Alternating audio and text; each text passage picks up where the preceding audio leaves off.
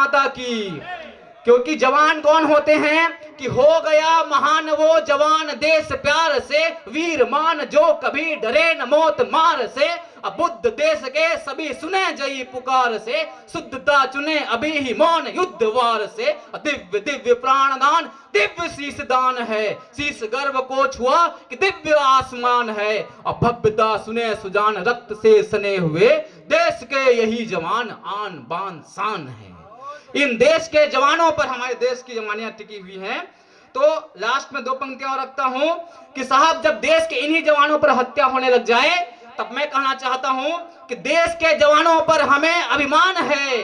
देश के जवान ही देश के गुमान हैं। अगर इन देश के जवानों की हत्या होने लग जाए तो साहब ये समूचे भारत का अपमान है, समूचे भारत का अपमान है। तो हमें अब तमहरण को वो रजनीश चाहिए, शिशुपाल का न्याय करे वो द्वारकाधीश चाहिए। और जवानों की हत्या पर दांव लगाना बंद करो। अब हमें एक एक शीश के बदले लगभग 10-10 शीश चाहिए। तब जाके उस देश की कल्पना की जा सकती है, उस देशभक्त की कल्पना की जा सकती है। और जब आतंकवादी खूनी कारनामे जब करने लग जाए तो उन्हें 2 जवाब देना चाहूंगा इस मंच के माध्यम से कि आतंकवादियों के खून से लिखा एक किताब होगा और आतंकवादियों के खूनी कारनामा का बिल्कुल एक हिसाब होगा। इंतजार करना, धैर्य रखना देश के जवानों पर, इसका ब्याज भी चक्रवृद्धि ब्याज वो भी बेहिसाब होगा। इसलिए देश के जवानों पर आवश्यकता है। और साहब हम इस देश में ऐसे रहते हैं जहां हमें एक ऐसे अकबर को महान बताया गया जिसने हमारे देश के राजाओं को जीतने के बाद देश की रानियों को अगर हरम पर रख दे तो वो राजा कभी महान नहीं हो सकता। तो अकबर इतना महान हो नहीं सकता, आतंकवादियों का ये खूनी जहान नहीं हो सकता। और ये देश, ये साहब पाकिस्तान, अभी हाल में बताना चाहूंगा, एक बेटी के लगभग कई टुकड़े काटे गए और उसके बाद उनका दुरूह, उनका एक ऐसा दृश्य, ऐसा नग्न दृश्य रखा गया जिसको आपको देख के रूह कांप जाएगी। तब मैं कहना चाहूंगा कि अकबर इतना महान नहीं हो सकता, आतंकवादियों का खूनी कारनामा वाला वो जहान नहीं हो सकता। और ये पाकिस्तान इस यहां से सुन ले कि ये देश शमशान हो सकता है, कब्रिस्तान हो सकता है, लेकिन कभी चीन और पाकिस्तान नहीं हो सकता।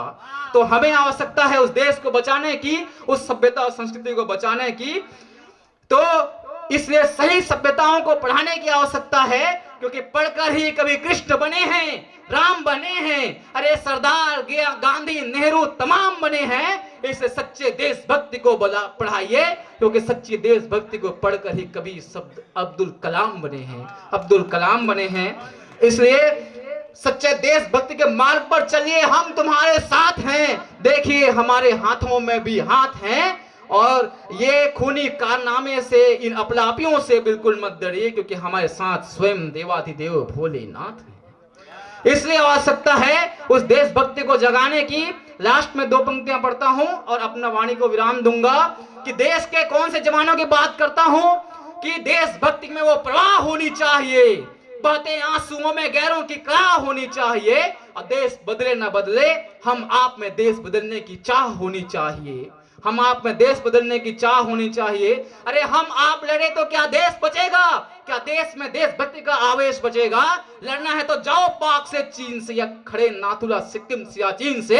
अरे देश में देश से जो लड़े वही जाहिल है, काहिल है, पापी है, अपलापी है। और देश में लड़े जो देश के लिए वही महाप्रतापी है। इसलिए चलो उठो युवाओं, देश में चढ़ो रे। और तुम भी हिमाद्री तुंग पर चढ़कर खुद की नियति को मढ़ो रे। और देश में जरूरत आन पड़ी तो हिमाद्री तुंग पर भी तुम चढ़ो रे। और अब तो डम डम डमरू का वो शंखनाद तुम भी बजाओ रे। जरूरत आन पड़ी तो वो मां काली का खप्पर तुम भी मंगाओ रे। अब तो आतंकवादियों को केवल दुत्कार होनी चाहिए।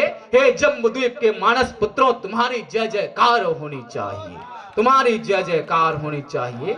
तो एक साथ बोलिए और मुझे विदा दीजिए। भारत माता की, भारत माता की।